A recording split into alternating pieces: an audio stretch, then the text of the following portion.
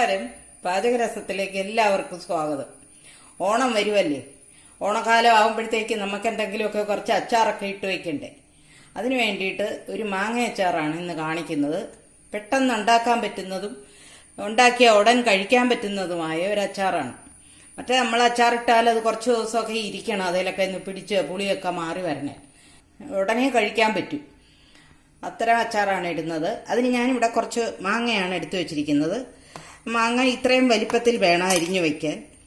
ഇത്രയും വലിപ്പത്തിൽ കഷ്ണമാക്കി വെച്ചിട്ട് അതിൽ കുറേ ഉപ്പ് പുരട്ടി വെച്ചിട്ടുണ്ട്.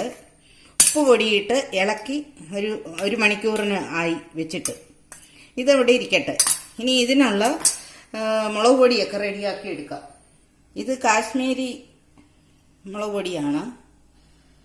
അത് 1 സ്പൂൺ ഇട്ടു. അതിന് എരിവ് ഇല്ല, നല്ല കളറുണ്ടാവും.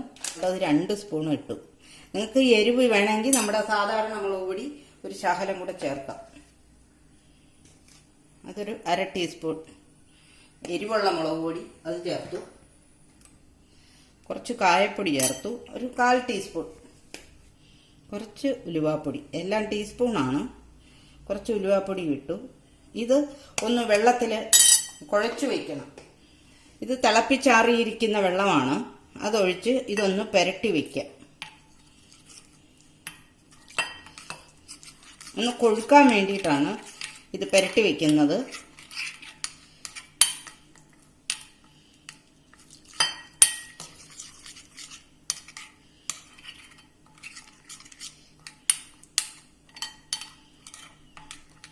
ഇതൊരു 10 മിനിറ്റ് ഇവിടെ ഇരിക്കട്ടെ. എന്നിട്ട് ഇത് കടു വറുത്ത് എങ്ങനെയാണ് ചെയ്യുന്നതെന്ന് കാണിക്കാം. നമ്മൾ മുളക് കലക്കി വെച്ചിട്ട് 10 മിനിറ്റായി. ഇനി ഒന്ന് കടു വറക്കാം. എണ്ണ ഒഴിച്ചാണ് കടു വറക്കുന്നത്. വെളിച്ചെണ്ണ വേണ്ട, എണ്ണ ഒഴിക്കാം. കുറച്ച് കടുകിടാം. ഇതിലേക്ക് ഒരു മുളക് കീറിയിടാം. സ്വല്പം കരിവേപ്പില ഇടാം.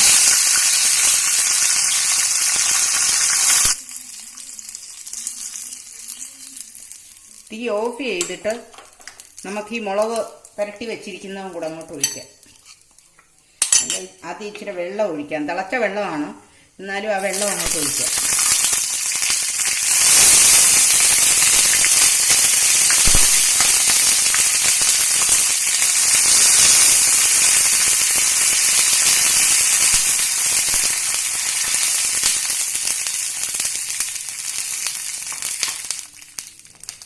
ഇനി തീ കത്തിക്കാം.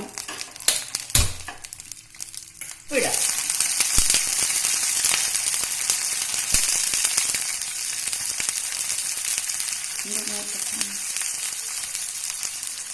കുറച്ച് ഉപ്പിട്ട് കൊടുക്കാം.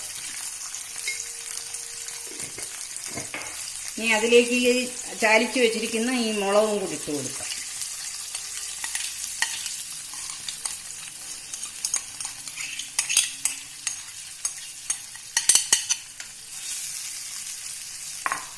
അതൊന്ന് തിളക്കട്ടെ.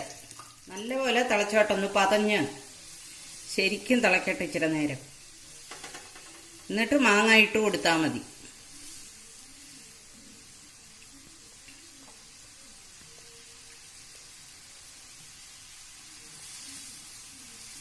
ഇതിൻ്റെ അരപ്പിൻ്റെ പച്ചമണമൊക്കെ മാറാൻ വേണ്ടിയിട്ടാണ് തിളപ്പിക്കുന്നത് നന്നായിട്ട്.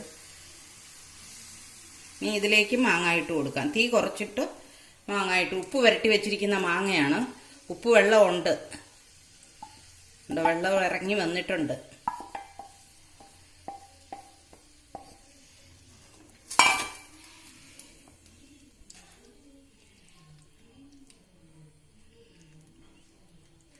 ഇനി മാങ്ങ ഇട്ടിട്ട് തിളയ്ക്കണ്ട, വെന്തു പോകണ്ട. ഇപ്പം പുളിയൊക്കെ ഉണ്ട്. ഇനി ഇതിലേക്ക്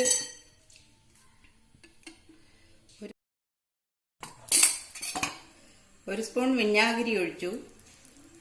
അപ്പം ഇനി ഇത് ഓഫ് ചെയ്യുക. ഇനി തിളപ്പിക്കണ്ട, തിളയ്ക്കാൻ തുടങ്ങുന്നുണ്ട്. ഇനി ഓഫ് ചെയ്യുക. സ്വല്പം നേരം അവിടെ നിന്ന് ആറട്ടെ. ആറുമ്പോഴത്തേക്ക് അത് കൊഴുക്കും. കൊഴുത്ത് കഴിയുമ്പം നമുക്ക് പാത്രത്തിലാക്കി വയ്ക്കാം. ഇത്രയേ ഉള്ളൂ. ഇറക്കി വയ്ക്കാം. ഇത്രയേ ഉള്ളൂ ചെയ്യാനായിട്ട്.